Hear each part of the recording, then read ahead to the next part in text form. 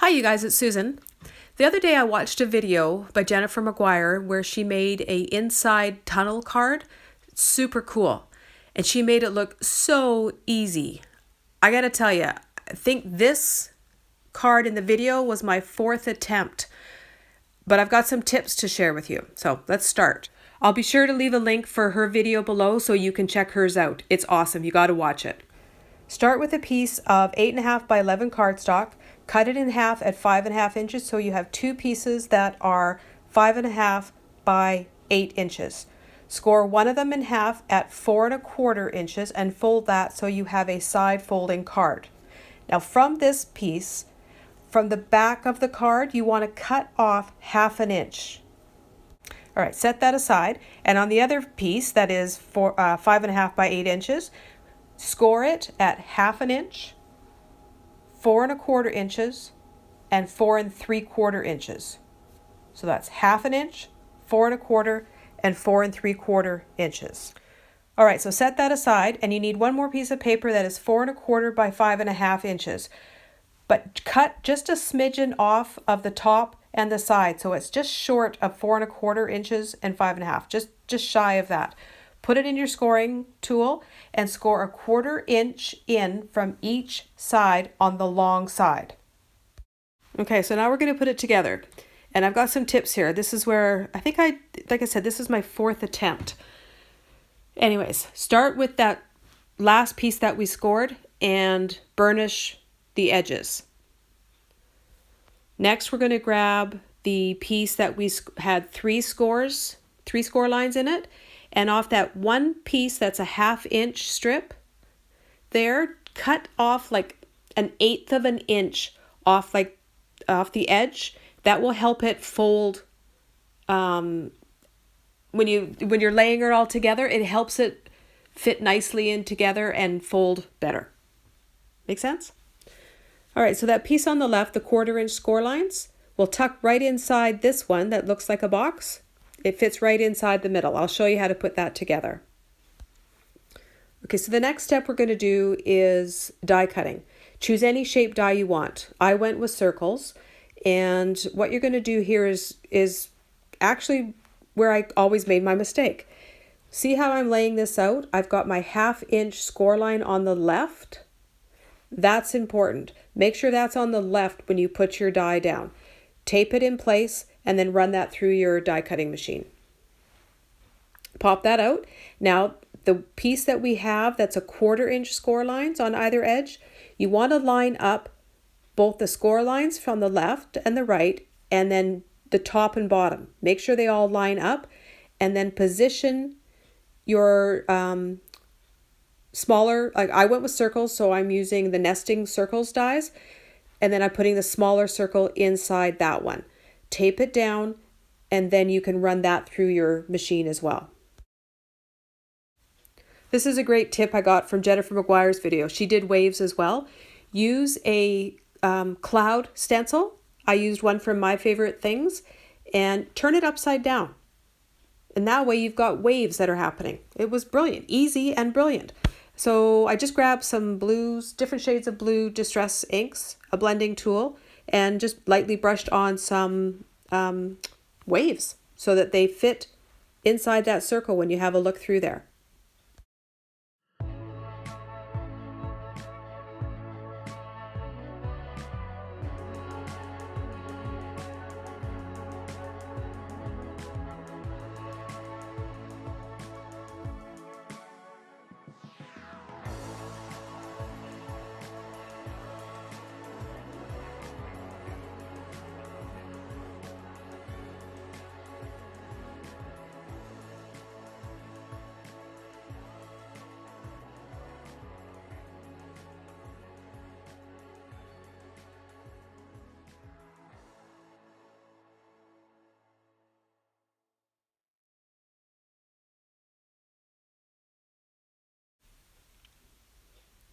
All right, putting this together, if you have 1/8 inch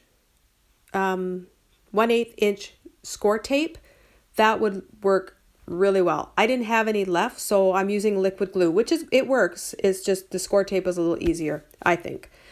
Okay, so to put this together, I'm going to add liquid glue down the right-hand side of that panel that has the 1/4-inch strip.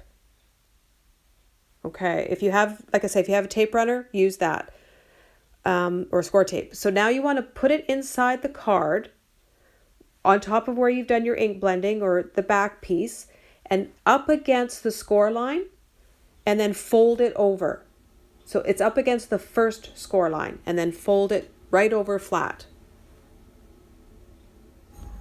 So when you open this up now, it kind of looks like a book that you've opened backwards, where the spine is on the right-hand side and not the left. Okay, so another tip. Now that we're going to add, so ignore that card panel that's over on the left there. I made that one wrong. What you're going to do, see this piece here that we're putting the tape on now, that is the piece that we cut the 1/2-inch strip off. That's the back of the card where we cut the 1/2-inch strip off. That's where you want to put your tape. Not like I did on that piece, I put it on the wrong side. Okay, don't forget that. That's important. You'll want to add a few pieces of tape here because you're adding a fair amount of cardstock, so you want some really strong adhesive. So once you peel off the backing of the tape, take the panel where I did the ink blending, and you want to tuck that in right up to the fold, the score line, and press that down. Okay, so now the inside panel where the 1/4-inch strip, add a little bit of liquid glue onto that, and then fold the top panel over on top. Now what you don't see is I've already added a strip of adhesive tape on that strip there, on the 1/2-inch strip, and then fold the left side over. Check it out. Isn't that cool? Now you've got your tunnel card. You can look right through. It's like looking through two windows, like a tunnel into the back.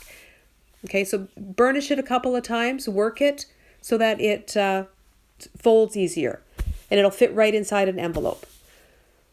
So now to decorate it, I, off camera, stamped and colored a whole bunch of fish and coral and leaf things from different Catherine Pooler stamp sets, and I'll list all those below. And I've colored them all in with a blender pen and her inks as well.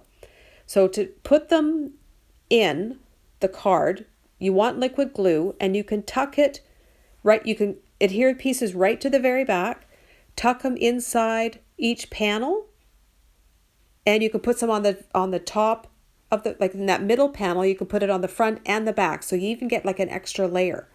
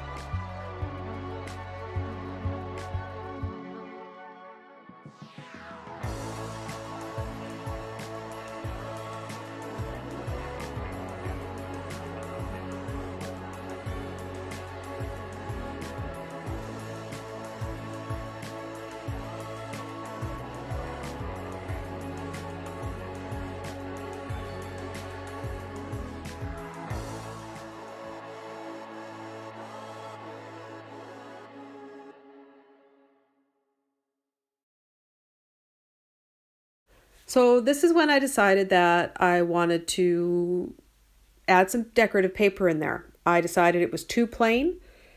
I like it like that. I don't know. I think I like it better without the paper. I don't know. My family split on this. But anyways, if you're going to do this, I recommend doing it before you glue it all together. It's much easier because I tried to tuck a little piece in there that I had cut from a circle to cover up a little bit of the white paper. Yeah, it wasn't that easy. It looked fine, just white. It looks good with the decorative paper too. So, but just a tip, if you're going to add paper, do it before you put everything together. It's just much easier. Just saying.